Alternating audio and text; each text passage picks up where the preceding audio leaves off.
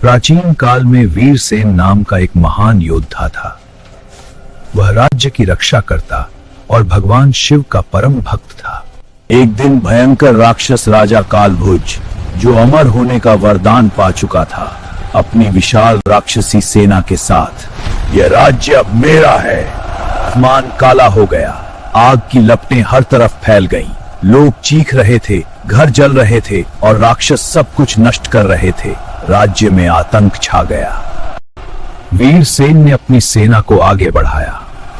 वह तलवार से राक्षसों को काटता, कूद कूद कर उन पर वार करता। लेकिन राक्षसों की संख्या बहुत ज्यादा थी। फिर भी वह बिना रुके लड़ता रहा। बहादुरी से लड़ते लड़ते वीरसेन कई घाव खा गया। उसका शरीर खून से लथपथ हो चुका था। वह घुटनों के बल गिर पड़ा। चारों तरफ राक्षस विजय का नाच रहे थे। आकाश में बादल छा गए और बारिश शुरू हो गई। वीरसेन ने हिम्मत नहीं हारी। हे महादेव, हे भोलेनाथ, मैंने जीवन भर आपकी भक्ति की है। आज मेरे राज्य और मेरे लोगों पर संकट है। कृपा करो, रक्षा करो। ओम नमः शिवाय। हर हर महादेव। मुझे शक्ति दो कि मैं अंत तक लड़ सकूं। वीरसेन की पुकार सुनकर आकाश फट गया। भगवान शिव रौद्र रूप में प्रकट हुए। उनका शरीर तेज से चमक रहा था।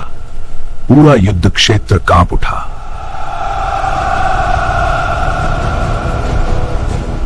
राक्षस भय से थरथराने लगे।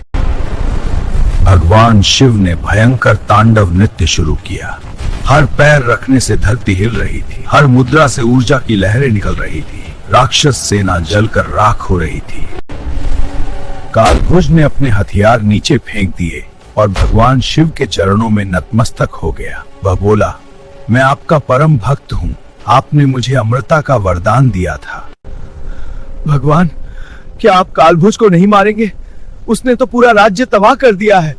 नहीं, यह मेरा परम भक्त है, इसलिए मैंने इसे अमृता का वरदान दिया था। देखो, मैं अब इस संसार पर राज करूंगा।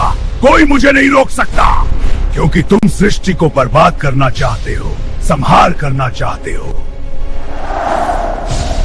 इसलिए अब मेरा पुरुष अवतार नहीं, मेरा अर्धनारीश्वर अवतार तुम्हारा संहार करेगा। भगवान शिव ने तुरंत अर्धनारीश्वर रूप धारण किया।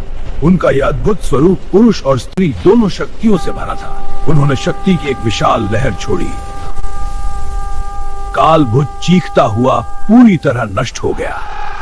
उसका अहंकार और विनाश की इच्छा हमेशा के लिए समाप्त हो गई। भगवान शिव की कृपा से वीरसेन के सारे घाव भर गए। वह शिव के चरणों में नतमस्तक हो गया। पूरा राज्य फिर से हरा भरा और खुशहाल हो गया। लोग नाच रहे थे, जयकार कर रहे थे। यह लीला हमें सिखाती है कि भक्ति का दुरुपयोग कभी सफल नहीं होता।